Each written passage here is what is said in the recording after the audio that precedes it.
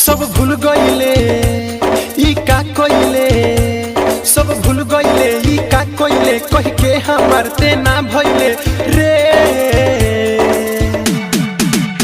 सिलावा सिलावा बेवफा बेवफा बाड़े ते सिलावा। सब भूल गईले ई का कइले, सब भूल गईले ई का कइले, कह के हमार ते ना भइले रे। सिलावा सिलावा बेवफा बेवफा बाड़े ते सिलावा।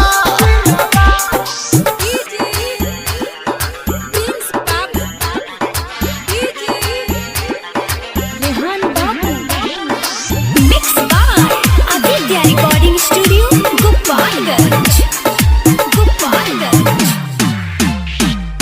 तोके का बताई रे जो हर जाई रे, खेल के दिलवा के संगे लिहले मुँह घुमाई रे।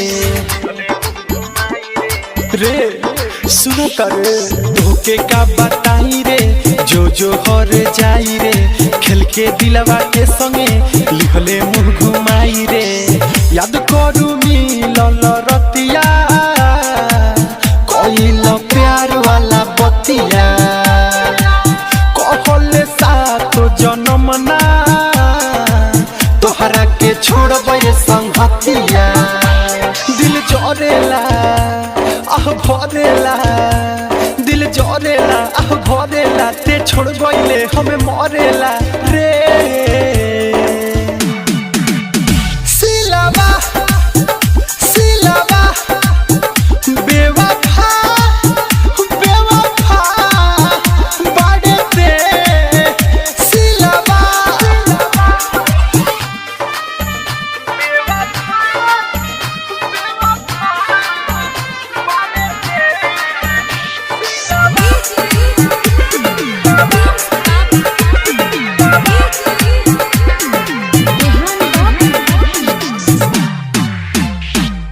कइले बाड़े घातरे सुनले एगो बात रे, तेहू खुश रहबे ना दोसारा के साथ रे। रे कइले बाड़े घातरे सुनले एगो बात रे, तेहू खुश रहबे ना दोसारा के साथ रे। दीपक दीवाना कहता अखिया से लोरावा बहता, शेषनाथ संजया दिल हो मनवा बेचैन रहता। नहीं प्यार कोइले खेलावाड़ कोइले, नहीं प्यार कोइले खेलावाड़ कोइले, सुन झूठा ते इजहार कोइले रे।